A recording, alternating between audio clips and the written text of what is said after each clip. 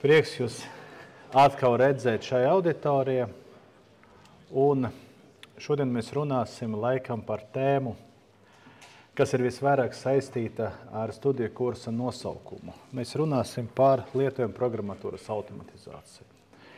Principā, ja mēs paskatāmies uz to, ko mēs esam darījuši ar jums, mēs skatāmies, kāda veida mēs izmantojot noteiktas bibliotēkas, varam piekļūt pie datiem, kas ir saglabāti izmantojot kādu no šodien plaši izmantotam programmām. Piemēram, mēs strādājam ar Excel un mēģinājām piekļūt pie datiem, kas glabājas Excel failos. Mēs strādājam ar PDF dokumentiem un mēģinājām nolasīt datus no PDF dokumentiem, no datnēm. Mēs diezgan daudz strādājam ar teksta datnēm, tai pašā skaitā ar CSV dokumentu. Tālāk mēs pārslēdzāmies pie tādas tēmas, kas ir saistīts ar tīmekļa lapas informācijas apstrādi. Mēs mēģinājām piekļūt pie tīmekļa lapas datiem un nolasīt HTML kodu, no kā mēs pēc tam varējām izgūt nepieciešamus datus. Un šodien paliek varbūt tāda visinteresantākā lieta. Protams, es stāstīju, ka katra tēma ir interesanta. Bet šodien paliek visinteresantākā lieta. Mēs runāsim par to, kā mēs varam strādāt ar programmatūru, jeb automatizēt programmatūru, kas ir uzinstalēta jūsu datorā. Jo jūs sapratat, ka mēs varam diezgan brīvi automatizēt jebkuru tīmekļa resursu, tīmekļa programmatūru, izmantojot vai nu pārluka simulāciju, jeb testēšanas vidi, kur mēs varam vadīt komponentus, kas ir pieejami internetā. Mēs varam ļoti viegli nolasīt datus no tīmekļa lapas, ja tie dati ir strukturēta formāta un pieejami. Tad šodien mēs runāsim par to, kāda veida ar Python palīdzību mēs varam atvērt programmu un nodrošināt gatavas programmas automātisku vadību. Šeit jūs varat redzēt piemēru, ka es palaidu exe programmu, kura nav rakstīta ar Pythonu. Tikpat labi tas varētu būt kalkulators, tikpat labi tas varētu būt jebkurš cits rīks, Notepads, Words, Excel, vienalga kas. Jo sarežģītāk programma, vienkārši sarežģītāk tas vadības process. Un es automatiskā režīmā tagad nestiekot klaviatūru, redziet vadu nepieciešamas vērtības viena tekstboksa programmatūrā, kurā man nav iespēja piekļūt pie source koda, pie izējas koda. Es iegūstu rezultātu, nospiežot uz pogas, un to rezultātu es attēloju termināli. Principā es simulēju visu darbību, gan informācijas ievadi, gan informācijas izvadi. Ja gadījumā jūs pateiksiet, labi, tā programmatūra varbūt ir tāda, bet tikpat labi es varu nodrošināt vadību arī Notepad++ programmatūrai, atvērt programmatūru un ierakstīt tekstu tajā automatiskā režīmā. Sanāk, es varu vadīt gandrīz jebkuru programmatūru, kas ir uzinstalēta jūsu datorā. Vienīgais šodienas piemēru mēs skatīsimies lietojumu programmatūru, kas ir izstrādāta priekš Windows, tikai tāpēc, ka tur ir sava struktūra un šī biblioteka ļauj nolasīt tieši šīs operatējas sistēmas izstrādāto programmatūru vai šī operatējas sistēma paredzēto programmatūru. Tad sākam runāt, sākam skatīties, un viss process, ko mēs šodien darīsim, viņš ir diezgan no vienas puses sarežģīts, no otras puses no kodēšanas viedokļa tur ir tikai 3 vai 4 komandas. Ja jūs mēģināsiet apgūt šo vielu no YouTube dažādiem video, tad, diemžēl, arī tas 5 minūtes laika jums nesanāks. Jo kādreiz, kad es atceros sen jau ar līdzīgām lietām, es sāku mācīties, skatīties, kā darbojas tā biblioteka no dokumentācijas, es neko nevarēju saprast, jo dažas nianses nav izstāstīts paskatoties video, kur cilvēki ļoti pārliecinoši automatizē kalkulātoru darbību, man arī viss sanāca. Ar kalkulātoru tiklīdz es pārslēdzos uz citu programmu, parādījies 101 jautājums, kāpēc vairs neiet, jo taču vajadzēja strādāt. Un ar kalkulātoru tā automatizācija nosacīti izskatās šādi, par kuru mēs arī sāksim runāt. Es varu atvērt kalkulātoru, es varu spaidīt pogas, es varu ierakstīt vērtības, es varu darboties ar visiem komponentiem, kas man ir uz ekrāna. Bet ir ļoti daudz nianses, ko mums jāņem vērā.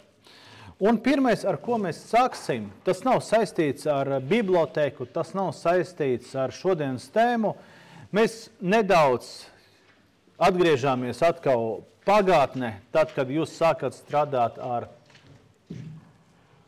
Pythonu, kā programmēšanas valodu, un gan jau jūs uzzinājat ļoti interesantu īpašību, ka katru rindu, kur jūs uzrakstīsiet, jūs varat uzreiz izpildīt. Vai ne? Tā ir tāda ļoti interesanta īpatnība, ko mēs nevaram izdarīt Java, ko mēs nevaram izdarīt C valodā. Bet šeit es termināli ierakstot vārdu Python, jeb izsaucot pašu interpretātoru, varu rakstīt kodu un izpildīt rindu pēc rindas. Piemēram, pateikt, ka x ir vienāds ar 2, y ir vienāds ar 3, z ir vienāds x plus y, un izvadīt mainīgo z uz ekrānu un parādīsies rezultāts. Es varu izpildīt kodu, dodot komandu vienu pēc otras. Un šodien tas mums ļoti būs noderīgs, jo mums vajadzēs piekļūt pie programmas struktūras, un tieši piekļūt tajā brīdī, kad mums tas ir nepieciešams. Mēs nevarēsim uzrakstīt programmu, jo, lai viņu uzrakstītu, mums tā struktūra ir vajadzīga. Sanāk diezgan liels absurds. Kā es varu rakstīt programmu, ja es netieku pie struktūras? Nu, un šeit mums arī palīdzēs termināls. Lai iziet no Python, jeb no interpretātora režīma, es vienkārši ierakstu exit un pārtraucu procesu programmas izpildi. Tas ir pirmais, kas man būs vajadzīgs. Tālāk ķeramies pie šodienas bibliotēkas, un šodien mēs runāsim par bibliotēku, kurai nosaukums ir PyWinAuto, ļoti veca bibliotēka. Un daudzi cilvēki domāja, ka viņa nomirs tikai tāpēc, ka mēs pārgājam uz tīmekļa resursiem. Un, ja jūs šodien meklēsiet internetā pēc atslēgu vārdiem vārdu automatizācija, pārsvarā jums tiks piedāvāts Selenium. Viena iemesla pēc, ar tā palīdzību jūs varat automatizēt jebkuru tīmekļa resursu, jeb projektu. Nu, šodien pārsvarā viss ir online. Mums ir, gribam reģistrēt tiesības, ieejam sistēma ar nosaukumu ECSDD, gribam pieteikties kādam līgumam, ir cita sistēma un tā tālāk. Mēs strādājam ar online resursiem. Bet vēl joprojām paliek programmatūra, kura ir uzinstalēta. Piemēram, lietotāja reģistrācija, kāda sistēma, kur jums tiešām lokālajā tīklā jūs reģistrēt lietotājs nevis tīmeklī, bet izmantojat kādu programmatūru. Tas pats kalkulators, kas jums ir uzinstalēts. Tāpat arī Notepad++ vai kāds cits rīks, kas atrodas jūsu datorā. Un visdrīzāk, ja mēs jau gribam pilnvērtīgi aptvert visus tēmas, kas ir saistīts ar automatizāciju, mums to ir jāapskatās. Un tieši tāpēc, neskatoties to, ka PyWinAuto un vispār līdzīgas bibliotēkas lēnām sāka izmirt, nesen arī atjauninājās pats process, kas saistīts ar PyWinAuto. Viņi ir veikuši nelielas izmaiņas savā bibliotēkā, ka rezultātā mums parādīs iespēja arī ar jaunāku Windows operatīvu sistēmu, jeb ar jaunāku struktūru, gan atvert programmas, gan arī automatizēt tās. Es pārsvarā no savas pieredzes pateikšu, ka vairāk šo bibliotēku es izmantoju testēšanai, tad, kad man vajadzēja pārbaudīt gatavas programmas slodzi, lai neliktu cilvēkam to darīt manuāli.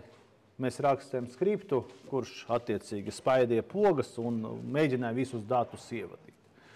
Man ir bijuši arī gadījumi, kad man vajadzēja izmantot PyWinAuto arī, lai ģenerētu rezultātus. Tas ir tas piemērs, ko jūs tikko esat redzējuši, kur ir gatava programmatūra, kurā ir tikai instalējama, nav tīmekļa versijas, un tā programmatūra ģenerē speciālo kodu, speciālu unikālo atslēgu.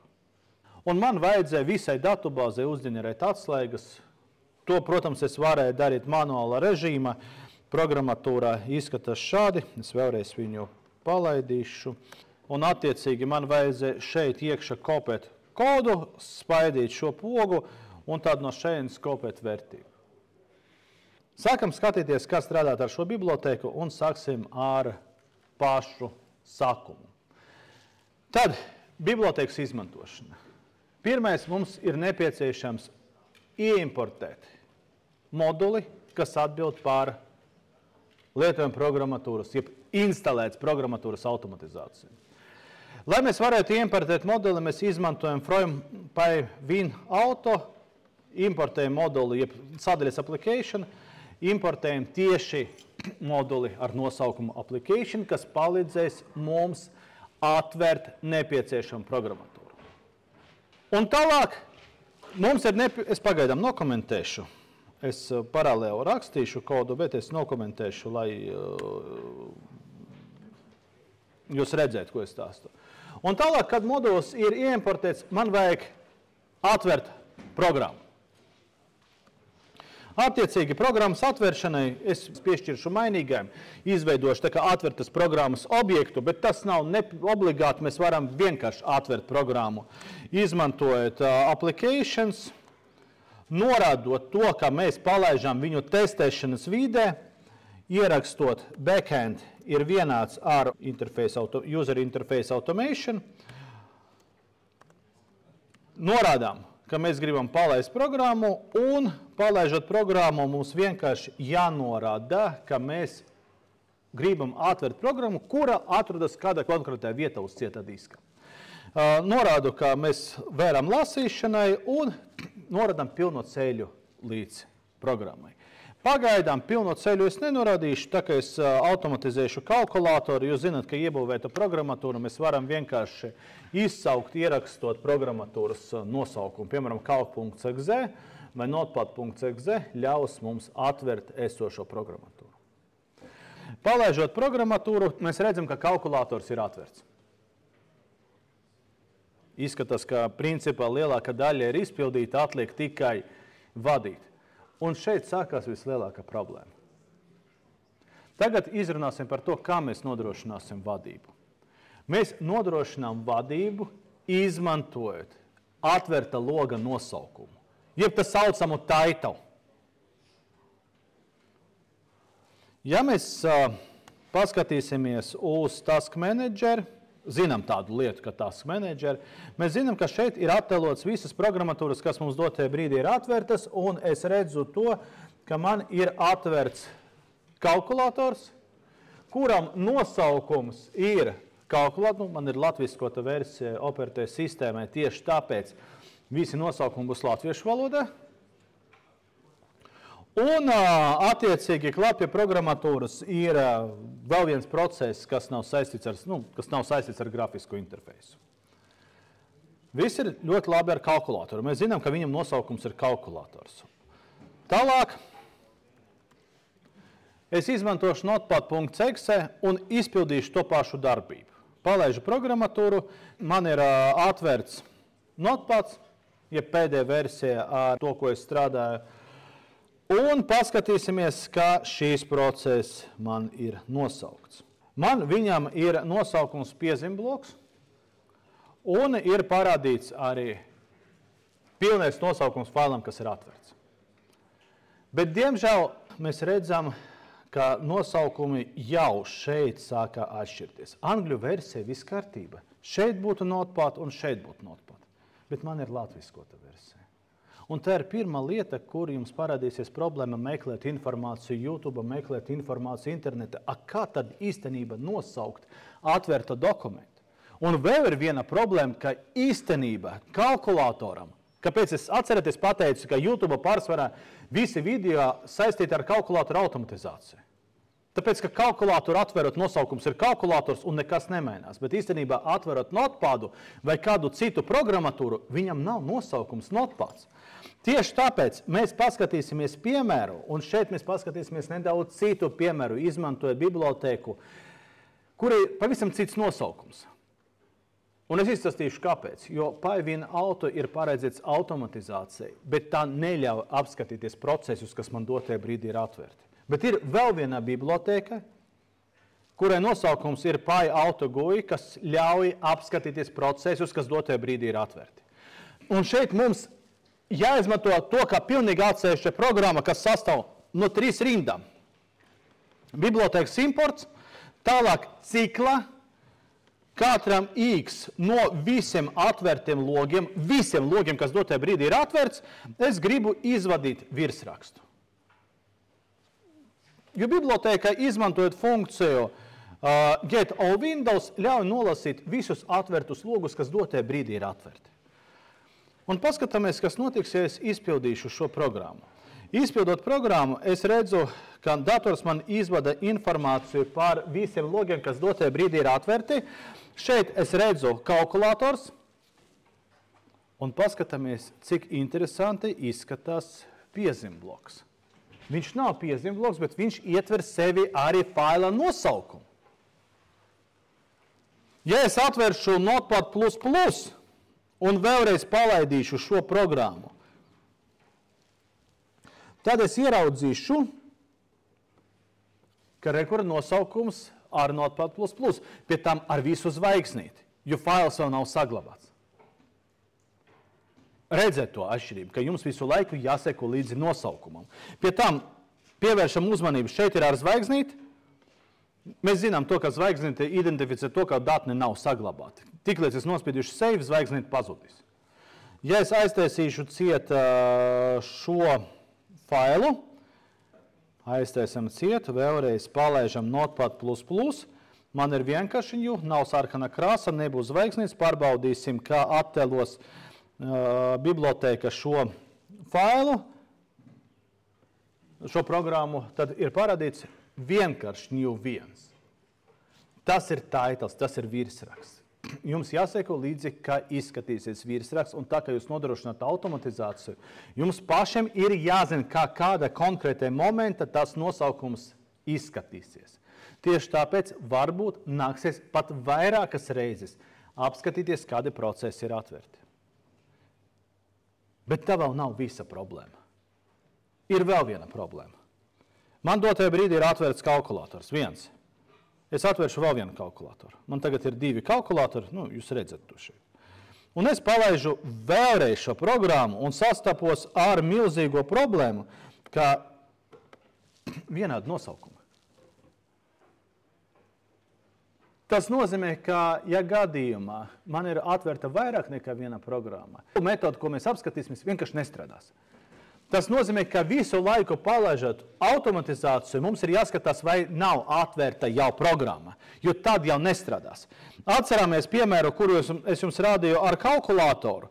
Ja es viņu tagad palaistu vēlreiz, neiztaisot visas kalkulātora programmas ciet, viņa nestrādātu. Jo griežoties pie objekta ar nosaukumu kalkulators, viņš nezina, pie kura jāgriežas. Un šeit nenotiek tā, ka viņš automatiski griežas pie pēdējā atverta. Tad mēs sapratām, ka mums ir nepieciešama bibliotēka Pi-Auto GUI, kas palīdzēs mums iegūt nosaukums, jeb virsrakstus katrai atvertai aplikācijai. Tas ir priekš jums, lai jums vieglāk, lai jums nevajadzētu iet uz Task Manager, skatīties, kā viņš saucās un tā tālāk. Daudzās video cilvēki stāsta, ka pietiek ar to, ka jūs paskatīsieties uz šo nosaukumu. Redziet? Viņi ir tie paši. Problēma tāda, ka pilnais nosaukums, tajā brīdī, kad nosaukums, piemēram, ir garš un ietver sevi vairākas simbols un vairākas atstarpes, viņš varētu būt netelots atverot logu. Piemēram, šis nosaukums šim logam, kas ir atverts, ietver sevi pilno programmas nosaukumu, un mēs neredzam, vai tur viņš beidzās vai nē. Bet, ja mēs apskatīsimies uz mūsu sārakstu, kuru mēs izvadījām, tad mēs redzam jau precīzo. informāciju. Tas ir ļoti būtiski, ka mēs strādāsim tieši ar atvērtiem logiem, mēģinot griezties pie loga, izmantojot nosaukumu, kuru mēs redzam uz ekrāna. Un, lai jums būtu vieglāk pie tā griezties, mans ieteikums tomēr izmantot šo piemēru, lai iegūtu sarakstu ar visam atvērtām programmām. Atgriežamies tālāk pie pirmā uzdevuma. Es atveru notepadu, un tagad man ir nepieciešams viņu pieslēgt. Nu, labi, mēs neversim notepadu, mēs gribam strādāt ar kalkulātoru, būs interesantāk. Un ar kalkulātoru būs interesantāk, tāpēc, ka tur ir vairāk objekti, pie kā var griezties un skatīties, un tas mums varbūt pat vairāk patiks. Ja es palaidu programmu, tad mums ir nepieciešams pieslēgt šo programmu pie mūsu objekta. Nevis tikai atvērt, bet uztaisīt sasaisti ar atvērto logu. Nevis tikai viņu aktivizēt, bet pateikt, ka tagad šis logs ir tas objekts, ar kuru es strādāju. Tad šim nolūkam mēs izmantojam Connect, kur norādām virsraksts, pie kā mēs slēdzamies. Pārsvarā es virsrakstu nekļūdītos kopēju no apskatīta saraksta, un mēs varam, piemēram, pat 10 sekundes ar to pilnīgi pietiek. Tad, kad tas ir izdarīts, nākamais, ko mēs darīsim, lai mazāk rakstītu, jo dotajā brīdī mainīgais app principā ir sasaiste ar logu, bet ja mēs ar to gribam strādāt tālāk, mums tomēr šis titles visu laiku būs jāraksta. Un mēs zinām, ka rakstot kodu, piemēram, rakstot app.kalkulators, it kā problēmas nav. Redzēt, viena vārda viss kārtība. Bet ja tur ir 2-3 vārdi, tad tur parādās atstarps. Ar atstarpiem vēl problēmas nav. Atstarpes mēs varam izdēst un viņš to sapratīs. Bet ja tur būs garumzīme, un latviskai versijai garumzīme varētu parādīties, jo piezīme bloks viņš ietver sevi garo i-burtu, un tad tā pieeja vairs nestrādās. Ja šeit mēs izmantojam ar garumzīmi uzrakstīt nosaukumu, nedarbosies. Tieši tāpēc mans ieteikums, lai atrisinātu šo problēmu, es veidoju vēl vienu objektu un pateikšu, ka manas atvērtas programmas loks būs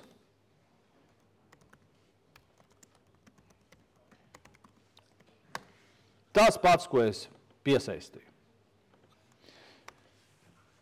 Pēc šī brīža mainīgais ir pilna struktūra programma.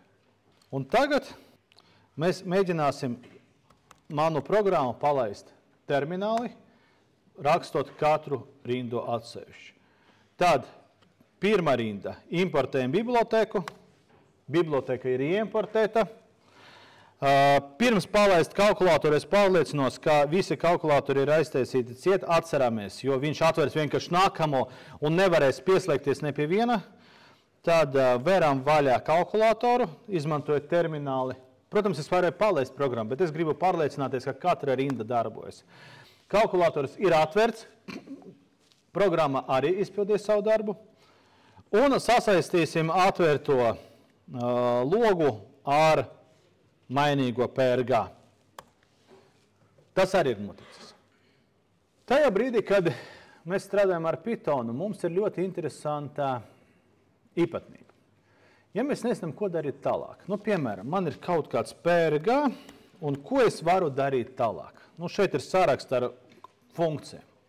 Tikpat labi mēs šo sarakstu ar funkcijām varam izpildīt, izmantojot funkciju dir, un ierakstīt objekta nosaukumu. Apskatīties, ko tad šim objektam mēs varam pielietot. Un mēs iegūsim visu sarakstu. Protams, ja jūs strādājat ar grafisko vidi, jūs to pašu sarakstu iegūsiet nospiežot punktu, un jums parādīsies pilnais saraksts ar visam darbībām, ko mēs varam veikt. Un nākamā darbība, kas man ir nepieciešama, turpmākai izpētēji saucas print control identifiers. Tā izdrukās man visu sarakstu ar objektiem. Paskatāmies, kā tas izskatās. Tā kā es strādāju terminālu režīmā, es šo komandu vienkārši arī palaidīšu termināli.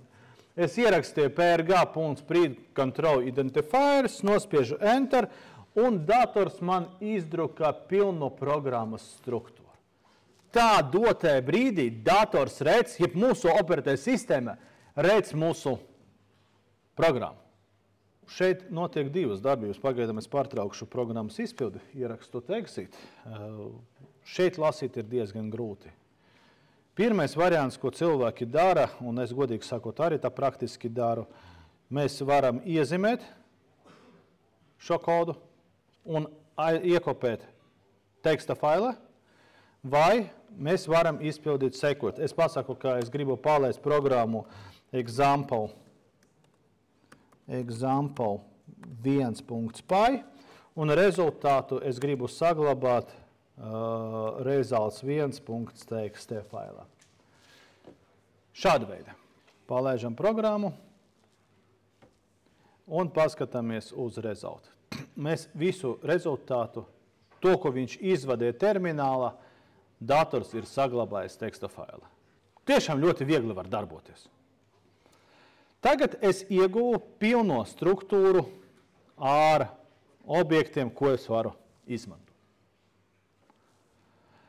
Ja gadījumā jūs uzskatāt, ka struktūra pilnībā neiekopēs, vēlreiz pateikšu, mums nav problēmas viņu iezīmēt un tikpat labi iekopēt iekšā manuālo režīmu. Jūs iegūsiet tieši to pašu. Tagad sākam analizēt, jo nākamais ir balstīts tikai un vienīgais uz analīzi, kad jūs mēģināsiet saprast, ko tad īsti mēs mēģinām izdarīt. Mums ir objekts, ja es atgriežos kodam, man ir objekts PRG, kas ir pati mūsu programma, un tālāk mums ir jānorāda, ko es gribu darīt. Vai es gribu nospiest kaut kur, vai es gribu ierakstīt tekstu kaut kur, vai nu es gribu nolasīt tekstu vai vērtību. Nu, tad kādas darbības attiecīgi es gribu vai plānoju attiecīgi veikt, nu tad izdarīt. Tad skatāmies uz kodu. Uz kodu skatāmies uz programmas struktūru un ieraudzīsim. Mums ir pogas, kas atbild par skaitļiem. Piemēram, ir poga 1, 2, 3, 4 un tā tālāk. Katrai pogai dators ir piešķiris nosaukumu. Man ir katrai pogai, katram objektam ir piešķirts identifikators. Ko es varu izdarīt? Nu, sāksim ar pogu 3. Es datoram pasaku, ka man interesē poga 3, un es uz šīs pogas gribu vienkārši nospiest. Saglabājam, aiztaisam ciet kalkulātoru, lai varētu atkal notestēt programmu, un vienkārši palaižam kodu, atverta programma, un mēs varam redzēt, ka cipars 3 ir nospiests. Mēs varam nospiest vairākas reizes ciparu 3. Saglabājam, atkal aiztaisam ciet kalkulātoru, palaižam programmu, un mēs ieraudzīsim to, ka dators vairākas reizes nospiedīs cipariņu 3. Es domāju, jūs noticēsiet tam, ka mēs varam veikt arī citas darbības. Mēs varam, piemēram, es gribu, lai dators manā vietā saskaitītu 2 plus 3, tad attiecīgi 2, tas ir button 26, tad sākumā es spiežu pogu ar kodu 26, tālāk man ir jāatrod plus, tas ir poga 22,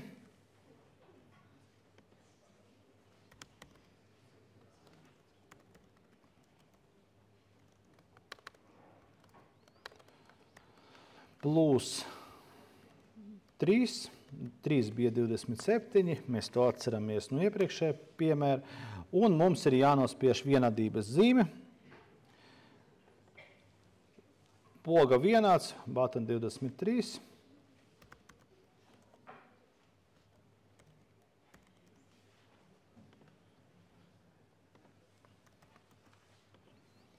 Pārbaudīsim, vai mēs trāpījam ar pogas nosaukumiem. Tātad kods ir atverts, 2 plus 3, vienāds ar 5. Dators ir izpildījis visu darbību. Protams, jūs pateiksiet, nu, tam kalkulators nav jāstartē. Mēs varam to pašu notpādi izdarīt, bet ja mēs varam uz kalkulātora piemēra spaidīt pogas, jūs varat noticēt tam, ka mēs varam spaidīt arī ar jebkuru citu programmu. Skatāmies tālāk. Vadīt, pogas nospiest nav lielai mākslai nav jābūt. Bet es zinu to, ka kalkulatorā šeit mēs varam arī ievadīt vērtību. Tā kā nokopēt. Piemēram, man ir kaut kāda vērtība 1, 2, 3, 4, 5, 6, un es šo vērtību varu vienkārši iekopēt iekšā. Sanāk, ka man ir jāatrod, kur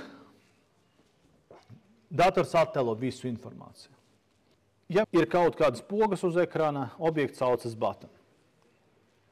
Ja mums ir objekti, kas ir saistīti ar datu attēlošanu vai datu ievadi, tad tiem objektiem pārsvarā nosaukums mums varētu būt vai nu edit, vai nu static. Analizēt kodu, es varu atrast, ka nosaukums, kas man ir vajadzīgs, saucas static 2. Kā es to noteicu? Es parādīšu jums to garo ceļu, kā es pie tā nonācu. Es palaidu interpretatoru.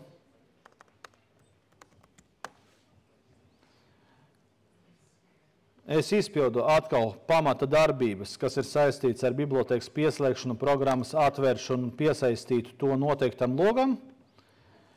Tālāk es vienkārši ierakstu kaut ko, lai tas teksts būtu ierakstīts. Un tālāk es palaižu komandu, izmantojot arī terminālu, print control identifiers. Dators man izvada atkal visu struktūru, kuru es iekopēšu failā.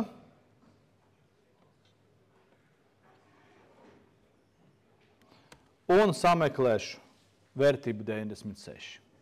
Jo es viņu ierakstīju, zinu, ko es meklēju. Un es redzu, ka šeit viņš saucas static 4. Print control identifiers viņš parāda, ka objekts eksistē. Bet precīzi viņu nosaukumu mums jebkura gadījuma ir jāsameklē. Ko tas nozīmē? Es turpinu tagad strādāt terminālā un mēģināšu ierakstīt vērtības. Piemēram, es pateikšu PRG, static 4 un ierakstīšu vērtību type keys 1, 2, 3, 4. Es pasaku, ka šai komponente es gribu ierakstīt. Bet es to saku manuāli. Nevis gatavu koda ierakstu un palaišu programmu, bet pildīšu rindu pēc rindas. Ierakstīt. Bet var gadīties, vēlreiz uzsveršu, ka var gadīties, ka jums nosaukums atšķirsies un varētu atšķirties vai nu pa vienu, vai nu pa divām pozīcijām. Palaižam tagad pilno programmu. Atstāsim šādu kodu, ka programmā es nospiedīšu pogu uz 2 un pēc tam ierakstīšu tekstu. Palaižam programmu. Un mēs pārbaudām, ka viss darbojas. Ja mēs varam ierakstīt vērtību, visdrīzāk mums ir jābūt iespēja nolasīt vērtību, kas ir visbūtiskākais. No programmatūras nolasīt vērtību, kuru mēs redzam uz ekrāna. Tas ir tas dēļ, kā jūs rakstat visu šo automatizāciju. Ierakstīt mēs varam izmantojot komandu type keys, nospiest mēs varam izmantojot click, kā mēs varam nolasīt vērtību. Mainīgais, piemēram, A ir vienāds PRG, static 4 punkts, un ir divas iespējas. Pirmā iespēja ir window text, kas ļaus mums nolasīt informāciju no loga tā, ka viņa ir parādīta, un šo vērtību es izdrukāšu uzreiz uz ekrāna.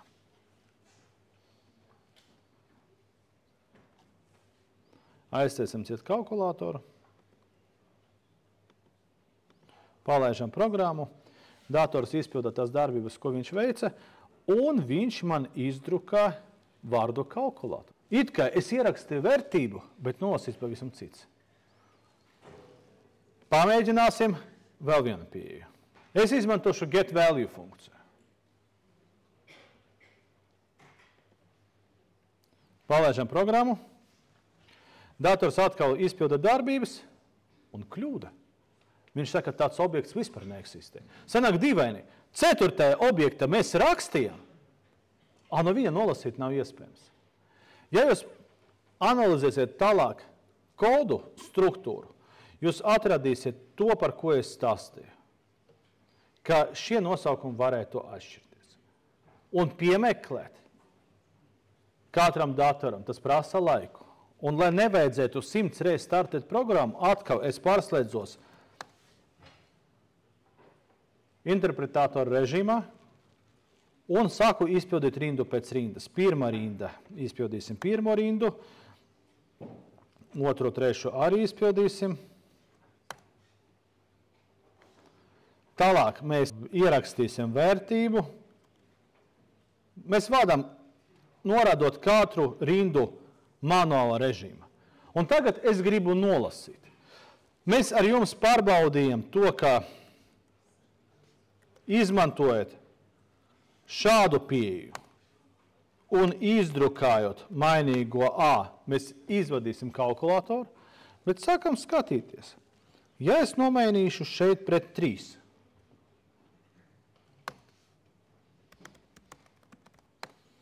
es izvadīju standartu, tas arī ir vārds uz ekrāna, re, kur viņš ir.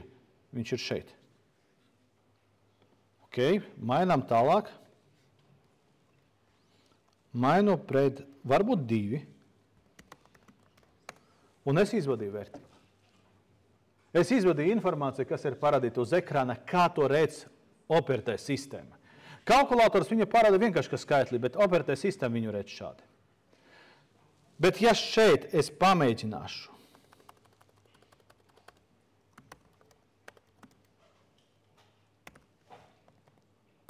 get value, vēl joprojām kļūda. Sanāk, es jums pateicu, ka ir iespēja izmantot Windows tekstu un get value. Un šeit ir viena lieta, kam ir jāpievērš uzmanību.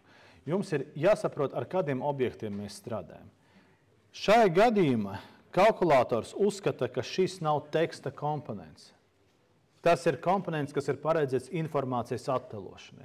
To, ka mēs šeit varam rakstīt, īstenībā, ja jūs pievērsīsiet uzmanību darbam ar kalkulatoru, kad es spiežu pogas, kas notiek? Es spiežu tieši taustiņus programmā, es nerakstu viņu kā tekstboksā. Redziet, piemēram, spiežot 7, man spiežas taustiņš 7 īstenībā. Nevis es rakstu vērtību. Bet ja es atvēršu kādu citu programmu, piemēram, šo programmu, rakstot šajā komponenta, es tieši rakstu kā tekstboksa. Tie ir 2 dažādi komponenti. Ja mēs gribam nolasīt informāciju no tekstboksa, kas ir edit komponents, mēs izmantosim get value. Ja mēs lasām informāciju, kas ir parādīta uz ekrāna un ierakstīta vai no statika komponenta vai no label komponenta, mēs izmantojam Windows tekstu. Tad apkopojot informāciju, ja gadījumā mums ir poga, tad uz pogas mēs varam nospiest. Pie tam, palasot dokumentāciju, jūs varat ieraudzīt, ka mēs varam spiest 1 reizi, 2 reizes, labo, kreiso. Tas viss ir programmējums. Funkcija click vai click input ir 2 funkcijas. Mēs varam izmantot, definēt papildu parametrus, norādīt, cik reizes, ar kuru taustiņu mēs spiežam. Ja tas ir objekts edit, kurā mēs varam rakstīt tekstu, kur ir tas mirgojošais kursors, tad, lai nolasītu no tā, mēs izmantojam, tad, lai read info, mēs izmantosim get value. Ja tas objekts ir statiskais teksts, kas ir paredzēts, lai tikai attēlotu informāciju, piemēram, tas ir static, tad, lai lasītu informāciju, mēs izmantosim window tekstu. Ja gadījumā objektā mēs varam iekopēt vērtību, ja objektā mēs varam nospiest Ctrl+V un vērtība tiek iekopēta, tad mēs varam izmantot funkciju type keys, kur pēdiņās mēs ierakstām tekstu, ko gribam parādīt. Varbūt izskatās sarežģīt, bet īstenībā, ja mēs sapratam struktūru, programmas struktūru, ar kuru mēs strādājam, ja mēs viņu apguvam, ja mēs esam tikuši galā ar objektiem, kas mums ir pieejami, tālāk jau tikai darba simulācija. Ko nospiest, ko ierakstīt. Es jums izstāstīšu vēl vienu ļoti interesantu piemēru.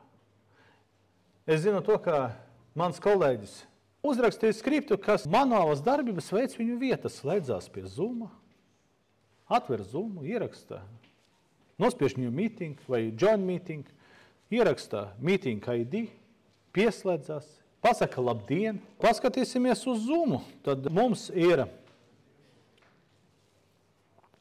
Zoom, un tagad, izmantojot to pašu informāciju, ko mēs zinām, es gribu vienkārši pieslēgties mītingam. Es zinu, kāpēc es izvēlēju Zoomu, jo viņš ir ļoti interesants ar piemēru. Tikko es nospiedīšu join Zoomu, es varu ieraudzīt, ka man ir atverti 2 Zoomi. Redzēt? Un viņi pat tiešām ir atverti 2, ja es palaižu šo procesu. Atceramies mūsu programmu, kuru mēs rakstām, lai attēlot visus atvertus procesus, es varu ieraudzīt, ka arī šeit būs atverti 2 Zoomi. Tieši tāpēc mēs skatīsimies, kā var tomēr apiet šo iespēju un ko nozīmē vārds title uz ekrāna. Nu tad sākam skatīties ar Zoomu un vēlreiz secību ar kalkulātoru mēs redzējām, un tagad gribas apskatīties ar citām programmām, kā to visu var atrisināt. Tad aiztaisīsim visas liekas programmas ciet, lai netraucētu, lai mazāk procesi mums būtu atverti. Programma izskatās sekojuši. Atkal, gribu automatizēt, neko jaunu man nav jādara, man ir jāmeklē Paiviena auto biblioteka, no tās bibliotekas jāpieslēdz application, lai mēs varētu atvert programmu, un šeit es tomēr izmantošu timeri, un izmantošu tāpēc, ka dažās vietās tajā brīdī, kad es spiedīšu new meeting vai join meeting, ir nepieciešams laiks, lai tas loks otrais parādītos. Un es nezinu, cik viņš ir nepieciešams. Var gadīties, ka tas timeouts beigsies, un viņš vēl dēļ internetā nebūs atveries. Tieši tāpēc es izdomāju izmantot biblioteku time, lai manuāli pateiktu, ka tajā brīdī, kad programma atveras, vai 2 sekundes pagaidām. Nu, nesteidzamies. Ok, timeouts ir, es zinu, bet es tomēr gribu vēl 2 sekundžu pauzi ieslēgt datoram, lai tomēr sistēma atvērtos. Tad, kad gaidīšanas režīms ir pieslēgts, es slēdzos pie programmas, pasaku, ka Zoom objekts ir pieejams, atkal pagaidu 1 sekundi, un tagad izdrukāšu print control identifieris, lai paskatīties, kas dotajā brīdī man ir pieejams, un palaižu programmu. Tad attiecīgi palaižot programmu atveras Zooms, un tiek izdrukāts, paskatāmies, cik daudz.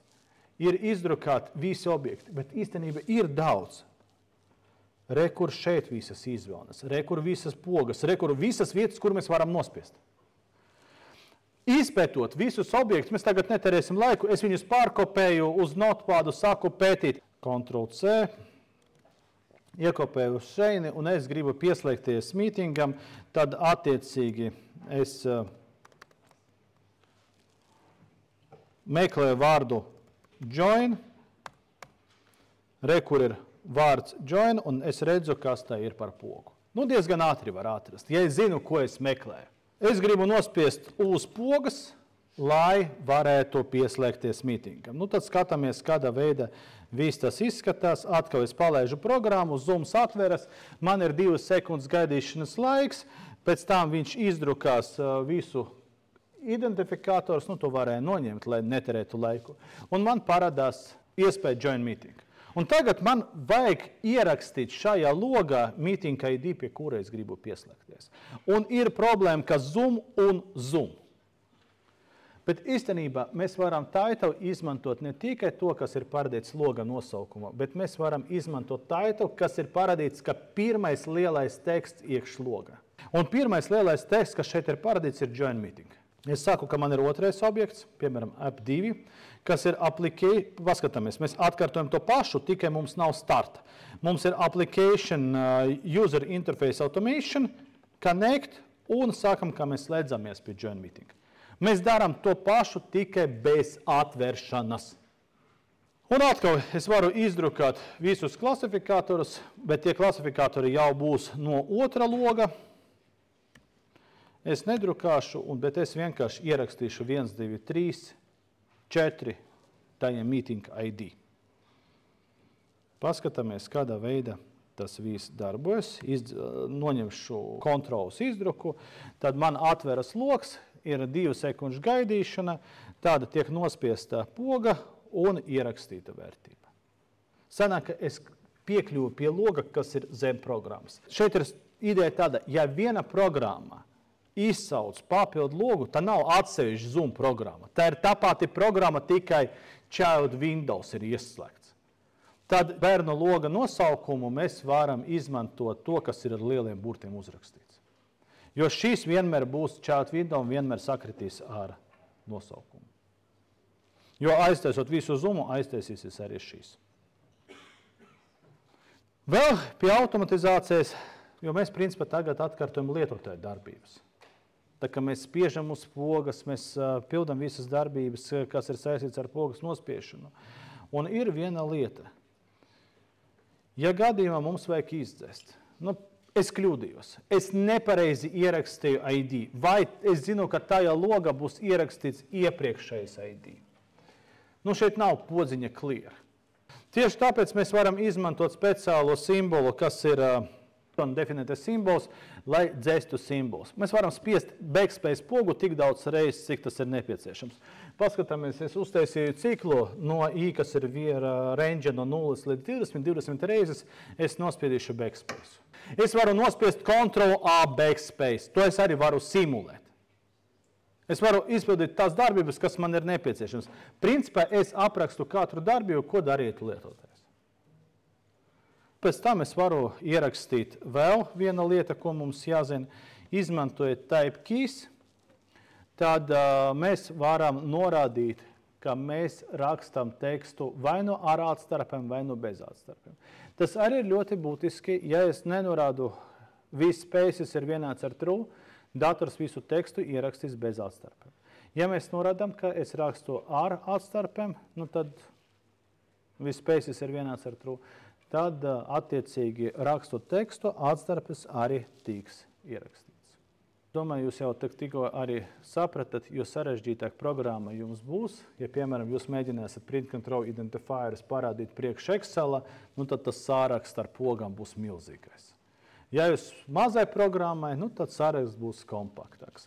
Ja es tagad mēģināšu izdrukāt print control identifierus priekš tā mazā loga, kur ir tikai join meeting, kur ir principā daži objekti, tad tas saraksts būs niecīgs.